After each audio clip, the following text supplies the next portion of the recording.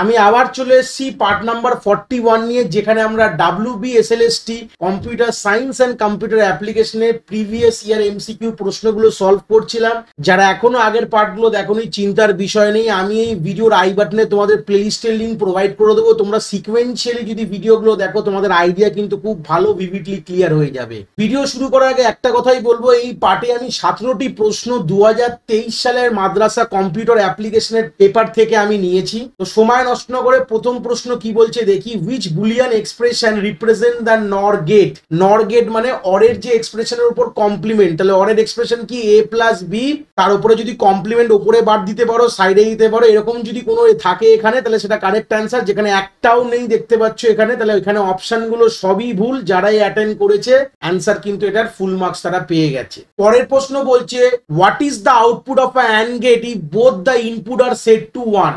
দুটো ইনপুট যদি 1 হয়, আউটপুট কি হবে? খুব ইজি ব্যাপার, 1 এর সঙ্গে ইনটু 1 করলে মানে কি হবে, দুটোই 1 থাকলে আউটপুট 1 হয়। জেনারেল ব্যাপারও বলতে পারি, তাহলে অ্যান্সার হয়ে যাবে বি, কারেক্ট অ্যান্সার 1। পরের প্রশ্ন বলছে which logic gate produce an output of 1 if either of the input is 1 but not the both? খুব ইম্পর্টেন্ট কথা, আইদার অফ দ্য ইনপুট কথাটার মানে যে কোনো একটা, মানে 1 0 হলেও 1 হবে আর 1 0 1 হলেও 1 হবে, এরকম কোন লজিক গেট রয়েছে? এবং যদি দুটোই 1 হয়ে যায় তাহলে কিন্তু 1 হবে না, 0 হবে। এরকম ভাবনা একটু ভেবে দেখতে হবে, এরকম কোন গেট এই স্পেসিফিকেশনটা দিচ্ছে। তো সেই সব দেখো, বুঝলে একটা আইডিয়া এখান থেকে ক্লু পাচ্ছ হয়তো। ডিফারেন্ট থাকলে 0, সরি সেম থাকলে 0 হলো, আর দেখো ডিফারেন্ট থাকলে 1 হচ্ছে, ডিফারেন্ট বিট 1, এটা কিন্তু আমাদের জরের প্রপার্টি। সেম থাকলে 0, ডিফারেন্ট থাকলে 1, তাহলে অ্যান্সার হয়ে যাবে সি, কিন্তু আমাদের জর গেট। খুব ইম্পর্টেন্ট পয়েন্ট, একটা ভালো প্রশ্ন কিন্তু এখানে দেখতে পেলাম। পরের প্রশ্ন বলছে what is the primary purpose of using flip flop in sequential circuit? Sequential সার্কিটের ফ্লিপ ফ্লপের প্রাইমারি ইউজেসটা কি আছে? Two store data temporary. একই গল্প, প্রথমেই অপশন পেয়ে যাবে টু স্টোর ডেটা টেম্পোরারি। এই হচ্ছে বেসিক আইডিয়া বলতে পারি। বাদ বাকি একটা অপশন না দেখতে, অ্যারিথমেটিক, ক্লক সিগন্যাল, এগুলো কিন্তু একদমই না, লজিক্যাল ফাংশনও করে না, এটা আর বিকল্প নেই, প্রথম অপশনটাই কারেক্ট অপশন। নেক্সট প্রশ্ন বলছে which type of operating system allow multiple user to access the system simultaneously? Multiple user একই সাথে একই সিস্টেমকে অ্যাক্সেস করবে, এটা কোন অপারেটিং সিস্টেম এই ফিচার্সটা দিচ্ছে? অপশন হয়ে যাবে মাল্টি ইউজার মাল্টিটাস্কিং। মাল্টিটাস্কিং থাকতেই হবে, মাল্টিপল ইউজার মানে মাল্টি ইউজার কিন্তু হয়ে যাচ্ছে, তাহলে মাল্টি ইউজার মাল্টিটাস্কিং, একই সময় সাইমালটেনিয়াসলি মাল্টিপল ইউজার অ্যাক্সেস করতে পারবে। এই হচ্ছে বেসিক আইডিয়া। পরের প্রশ্ন কি বলছে what is the purpose of virtual memory in operating system? Operating সিস্টেমে ভার্চুয়াল মেমোরির কাজ কি? অ্যাকচুয়ালি ভার্চুয়াল মেমোরি বলে ইলিউশন তৈরি করছি, যেখানে র্যাম বড় হয়ে গেছে, বাট এখানে যে অপশনগুলো দেওয়া আছে to increase the physical size of the RAM, র্যামের কখনো ফিজিক্যাল সাইজ কখনো বাড়ে না, এটা একটা ইলিউশন তৈরি করছে। To provide the separate memory space for each process, একদমই না, সেপারেট মেমোরি স্পেস তো আমরা করে না, এটা তো বিকল্প নেই কোনো। To manage the CPU cache memory, cache মেমোরির দিকে আমরা যাচ্ছি না। To extend the available RAM by using hard disk, এটাই হচ্ছে ইলিউশনের ঘুরিয়ে কথাটা বলেছে। অপশনটা দেখতে হবে, সবসময় এরকম গল্প না যা আমি বলে দেবো সেটাই অপশন থাকবে, এরকম কোনো বিকল্প জায়গা নেই, কিন্তু মাথায় রাখতে হবে যে গল্পটা কি বলতে চেয়েছে। এখানে কথাটা এখানে ঘুরিয়ে বলেছে যে আমরা র্যামের সাইজটা বাড়াচ্ছি, মনে হচ্ছে হার্ড ডিস্ক থেকে ধার নিয়ে। অ্যাকচুয়ালি এটা হয় হচ্ছে আমাদের swap in swap out technique, page replacement algorithm এবং পেজিং এর সাহায্যে এগুলো হয়। তো অ্যান্সার হয়ে যাবে D, to extend the available RAM by using hard disk. পরের প্রশ্ন চলে গেলাম which memory management technique swap out the entire process from RAM to hard disk? Hard disk এবং র্যামের মধ্যে যে সোয়াপ আউট করছে বা সোয়াপ ইন করছে, এই প্রসেসটার নাম কি? এটাকে বলা হয় সোয়াপিং বলা। এক্ষুনি বললাম আগের প্রশ্নে, ভার্চুয়াল মেমোরি পুরো দাঁড়িয়ে রয়েছে সোয়াপ ইন এবং সোয়াপ আউট টেকনিকের উপর, সেটা পেজ রিপ্লেসমেন্ট অ্যালগোরিদমের দ্বারা এই সোয়াপ ইন সোয়াপ আউট হয়, আর এই প্রসেসটাকে বলা হয় কিন্তু আমাদের সোয়াপিং বলা হয়। পরের প্রশ্ন কি বলছে in broad definition the characteristic of OOPS is absent? উপসের বৈশিষ্ট্যর মধ্যে কোন বৈশিষ্ট্যটা নেই এটা বলতে বলেছে। আমরা যখন বৈশিষ্ট্য মানে ক্যারেক্টারিস্টিকের যখন ডেফিনেশনটা পড়ি, আমরা পড়ে একটা কথা কিন্তু বুঝতে পারি। তো আমার মনে হলো এই জায়গাটা দাঁড়িয়ে যে কোন ক্যারেক্টারিস্টিকটা নেই সেটা কিন্তু এখানে জিজ্ঞেস করেছে। তাহলে প্রথমে আমরা দেখবো প্রথমত মডিউলারিটি। অবভিয়াসলি মডিউলারিটি আমাদের পড়ছে, যেখানে আমাদের ক্লাস এবং অবজেক্টসে মডিউলসে ডিভাইড করে তলায় পুরো এক্সপ্লেনেশন লেখা রয়েছে। রিপিটেটিভ এবং রিডান্ডেন্ট ডেটা এই পোর্শনটা করে না, উপসের ক্যারেক্টারিস্টিকের মধ্যে নেই। এফিশিয়েন্ট কোড কিন্তু আমাদের অ্যাবস্ট্রাকশন রিউজেবিলিটি কোড আমরা রাখছি। কোড রিউজেবিলিটি আমরা ইনহেরিটেন্স এবং পলিমরফিজমের ভায়া পাচ্ছি, কিন্তু আমরা কখনোই এই রিপিটেটিভ অ্যান্ড রিডান্ডেন্ট ডেটা কোনোভাবেই থাকছে না। থ্রু এনক্যাপসুলেশন এন্ড ইনহেরিটেন্স এই উপস কিন্তু এই রিডান্ডেন্সিটা কিন্তু সরিয়ে দিয়েছে। তো এই কারণের দ্বারা এই পার্টটা কিন্তু আমাদের ক্যারেক্টারিস্টিকে নেই, মানে এটা one kind of a disadvantage of OOPS বলতে পারি। যদি হতো তাহলে ডিসঅ্যাডভান্টেজ হতো, বাট এই ডিসঅ্যাডভান্টেজ তো রাখা যাবে না। তো সেই কারণের দাঁড়িয়ে এই রিপিটেটিভ মানে একই জিনিস বারবার রিডান্ডেন্টি, যেটা ইম্পর্টেন্ট গ্লিচ বলতে পারি, সেই দুটো পার্টই কিন্তু আমাদের ক্যারেক্টারিস্টিকের মধ্যে নেই। আমাদের এত হয়তো ইনডেপথ না জানলেও আমরা এটা কিন্তু ইজিলি আমরা মার্ক করতে পারতাম। যে কোনো জায়গায় রিডান্ডেন্ট কোনো জিনিসেই আমরা রাখি না, রিডান্ডেন্সিটাকে সরানোর জন্যই বড় বড় লস কিন্তু পরবর্তীকালে আবিষ্কার হয়েছে। পরের প্রশ্ন বলছে how does OOPS imply the possibility of reusing code. এই যে রিইউজ করবো, একটা কোড অলরেডি লিখে দিয়েছি সেটাকে ফের রিইউজ করব, এটা কিভাবে উপস করছে, এই পসিবিলিটিটা কিভাবে উপস আনছে?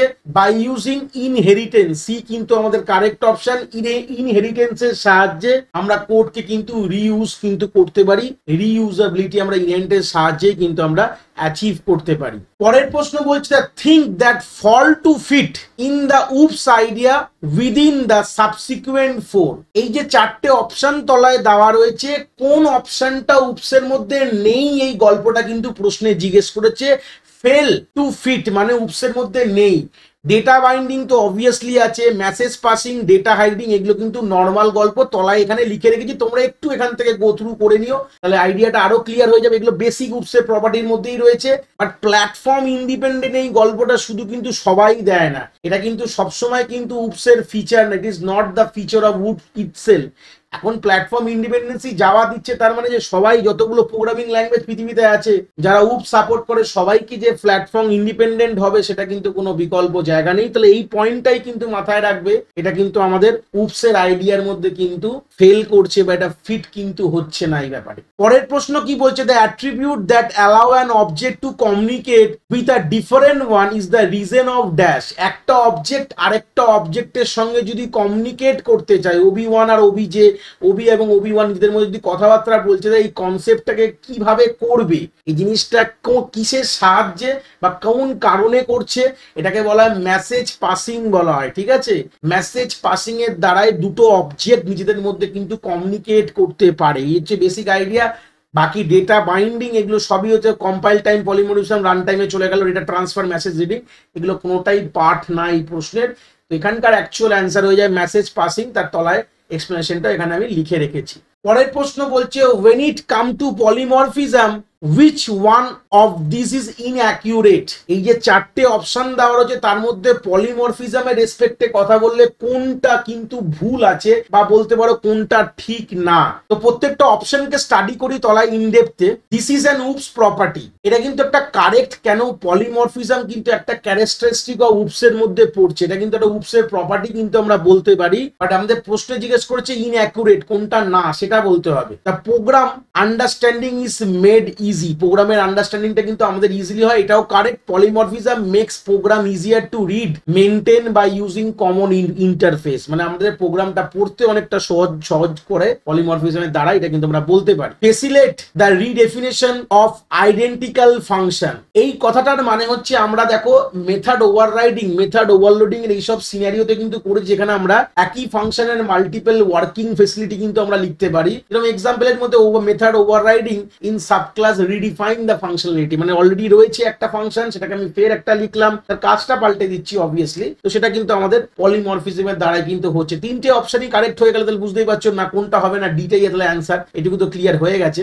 Race function definition complexity continuously, এটা ইনঅ্যাকুরেট বলছে। Polymorphism reduce the complexity for the user of a code through compiler handling in complex internally, মানে কখনোই কমপ্লেক্সিটিটা কিন্তু আমাদের বাড়ায় না, এটা অবভিয়াসলি কিন্তু কমিয়ে দেয়, এটা ইম্পর্টেন্ট কথা। এখানে রেস কথাটার মানে বাড়াচ্ছে, ফাংশনের যে ডেফিনেশনের কমপ্লেক্সিটি কিন্তু কন্টিনিউয়াসলি বাড়াচ্ছে বলছে, এটা একদমই ঠিক না, এটা ইনঅ্যাকুরেট। কিন্তু আমাদের পলিমরফিজম আমাদের কিন্তু এটা রিডিউস করে বলতে পারি। পরের প্রশ্ন বলছে how does the OOPs component minimise the need for an nested class. এই নেস্টেড ক্লাস মানে ক্লাসের মধ্যে ক্লাস লেখার যে দরকারিতাটা উপস কিভাবে এটাকে বন্ধ করলো বা বাদ দিয়ে দিল বাই ইউজিং ইনহেরিটেন্স বলতে পারি। ইনহেরিটেন্সের গল্পটা কি, নেস্টেড ক্লাস কেন করতাম, একটা ক্লাসের ফিচার যদি তার নেস্টেড না তার মধ্যে, মানে আমি যদি একটা ক্লাস বানিয়ে দিই, ধরে নাও ক্লাস এ এরকম লিখেছি, তার মধ্যে ক্লাস বি লিখেছি, এটাকে বলে নেস্টেড ক্লাস। আমাদের কনসেপ্টটা রয়েছে বাট এটা আমরা খুব একটা ইউজ করি না, কেন আমাদের ইনহেরিটেন্স চলে এসছে, তো এটা আরো আমাকে ফিচার্স দিচ্ছে, সেই সূত্রে আমরা ইনহেরিটেন্সটাই মেনলি খুব ইউজ করি। অ্যান্সার হয়ে যাবে বি। এই ইনহেরিটেন্সের জন্যই কিন্তু আমাদের নেস্টেড ক্লাসের ব্যবহারটা অনেকটা কমে গেছে। পরের প্রশ্ন বলছে what exactly occur as soon as you pass an object with reference. যখনই আমরা একটা অবজেক্টকে রেফারেন্সের ভায়া পাস করি এক্স্যাক্টলি কি হয়, চারটে অপশন রয়েছে। প্রথমে রেফারেন্স দিয়ে পাস করার আইডিয়াটা কি প্রথমে একটু ক্লিয়ার করি। যখন আমরা কোনো অবজেক্টকে পাস করি রেফারেন্স দিয়ে, মানে তার অ্যাড্রেস দিয়ে পাস করছি, তখন গল্পটা কি হয়, তখন কিন্তু নতুন কোনো অবজেক্ট তৈরি হয় না। খুব ইম্পর্টেন্ট কথা, ঠিক আছে। তার কিন্তু কপি যদি তৈরি হচ্ছে না, তার মানে নতুন কোনো অবজেক্ট রেফারেন্স পাঠানো মানে এক্স্যাক্টলি একই অবজেক্টের অ্যাড্রেস কিন্তু যাচ্ছে, যেখান থেকে পাঠাচ্ছি সেখান থেকে আর যেখানে যাচ্ছে যে ফাংশন। তো সেই সূত্রে আমাদের কনস্ট্রাক্টর ডিস্ট্রাক্টর কোনোভাবে কিন্তু তৈরি হয় না। যখন অবজেক্ট যখন পাঠালাম তখনও কনস্ট্রাক্টর হলো না, অবজেক্ট যখন আমাদের অ্যাজ আ ফাংশনের কাজ যখন শেষ হয় তখনও কিন্তু আমাদের কোনোভাবে ডিস্ট্রাক্টর কিন্তু কল হয় না, কেন কি অরিজিনাল যে অবজেক্টটা রয়েছে তার স্কোপের মধ্যেই কাজ হচ্ছে, কেন কি তার অ্যাড্রেসটা আমরা সেন্ড করছি। এই হচ্ছে বেসিক আইডিয়া। তো অপশনগুলোকে ভালো করে দেখো। তো প্রথমে বলছে the destructor is invoke explicitly. Destructor explicitly invoke, এখানে কোনো কিছু এক্সপ্লিসিটলি হয় না, কোনো ব্যাপারটাই এক্সপ্লিসিটলি হচ্ছে না, এখানে মানে সবই ইমপ্লিসিটলি হয়। কনস্ট্রাক্টর ডিস্ট্রাক্টর অটোমেটিক কল, এটা আমরা কিছু করি, এক্সপ্লিসিট মানে আমরা করছি, কখনোই হবে না। At the termination of function the destructor is invoke. যেহেতু আমরা এখানে বাই আমরা রেফারেন্সে পাঠিয়েছি, তাহলে নতুন কোনো অবজেক্টের কোনো কপি তৈরি হয়নি, তাহলে কোনোভাবে ডিস্ট্রাক্টরও কোনো ব্যাপার নেই, কনস্ট্রাক্টরও কোনো ব্যাপার নেই। যদি কল বাই ভ্যালু হতো, ভ্যালু পাঠাতাম, তখন কিন্তু আমাদের হতো, এখানে কিন্তু কোনো হওয়ার কোনো জায়গা নেই। বলছে when a function is not in scope the destructor is invoked। Destructor function যখন স্কোপে থাকে না তখন ডিস্ট্রাক্টর কখনোই ইনভোক মানে কল হয় না। অবজেক্ট যখন থাকে না তখন কল হয়। তো এই অপশনটাতে এমনিই ভুল, তাহলে প্রথম তিনটে অপশনে কোনোভাবেই ঠিক না, লাস্ট অপশনটাই correct. No call made to destruction. ডিস্ট্রাক্টরকে কোনোভাবে কিন্তু কোনো রকম কোনো কল করা হয় না, কেন কি এটা রেফারেন্স দিয়ে পাস করেছি, তো সেই সূত্রে কোনো রকম কলের কোনো এখানে ব্যাপার নেই। তাহলে অ্যান্সার ডি কিন্তু আমাদের কারেক্ট অ্যান্সার হয়ে যাবে। অপশন ডিটা বলতে পারি কারেক্ট অ্যান্সার কিন্তু হয়ে যাবে। পরের প্রশ্ন বলছি computer language C plus plus what kind of memory does an array utilise. এরকম ধরনের মেমোরি অ্যারে ইউটিলাইজ করে সি প্লাস প্লাসে। কন্টিগুয়াস, বি হবে কন্টিগুয়াস, নন কন্টিগুয়াস কিন্তু হয় না। হ্যাঁ, নন কন্টিগুয়াস কখন হবে এটা খুব ইম্পর্টেন্ট কথা বলে দিই। যখন আমাদের লিঙ্ক লিস্টের ভায়া যদি কোনো মেমোরি যদি অ্যালোকেশন করি তখন কিন্তু আমাদের কন্টিগুয়াসলি, নন কন্টিগুয়াসলি মেমোরি, কন্টিগুয়াস মানে একই সাথে যতগুলো আমাদের সাইজ থাকবে এলিমেন্ট একই সাথে অ্যারে মানেই হচ্ছে কন্টিগুয়াস, এর তো বিকল্প কোনো জায়গা নেই। তো সেই সূত্রে দাঁড়িয়ে এখানে অপশন কিন্তু আমাদের কন্টিগুয়াসই হবে। লিঙ্ক লিস্ট হলে কিন্তু এটা আমরা নন কন্টিগুয়াস বলতাম। খুবই ইম্পর্টেন্ট কথা এটা। পরের প্রশ্ন কি বলছে, out of the subsequence affirmation regarding the virtual inheritance in C++, which one is true? Virtual inheritance এর ব্যাপারে এখানে চারটে কথা পয়েন্ট ওয়াইজ লেখা রয়েছে, অপশন ওয়াইজ বলতে পারি। কোনটা আমাদের ট্রু এটা আমাদের এখান থেকে বলতে হবে। চারটে অপশনকে ভালো করে পড়ে আমাদের বলতে হবে। প্রথমে জানতে হবে ভার্চুয়াল ইনহেরিটেন্স জিনিসটা কি। দেখ, ভার্চুয়াল ইনহেরিটেন্স এর গল্পটা আসে হচ্ছে হাইব্রিড ইনহেরিটেন্স থেকে, যেখানে একটা এরকম ক্লাস রয়েছে, সেখান থেকে দুটো ক্লাস ইনহেরিট হয়েছে, সেখান থেকে গিয়ে একটা ক্লাসে আবার গেছে, ঠিক আছে। এই ইনহেরিটেন্স কে বলা হয় ভার্চুয়াল ইনহেরিটেন্স। এর মধ্যে একটা সমস্যা আছে, তাকে বলা হয় ডায়মন্ড প্রবলেম। ডায়মন্ড প্রবলেম জিনিসটা কি, ধরে নাও এটা ক্লাস এ, এটা ক্লাস বি, ক্লাস সি আর ক্লাস ডি। ক্লাস এর কোন একটি প্রপার্টি যেটা রয়েছে সেটা বি এর ভায়াও এতে যেতে পারে এবং সি এর ভায়াও এতে যেতে পারে। তো এই জন্য আমাদের ডি এর মধ্যে, ডি ক্লাসের মধ্যে কিন্তু এখানে কি হবে, ambiguous more than one copy চলে আসবে।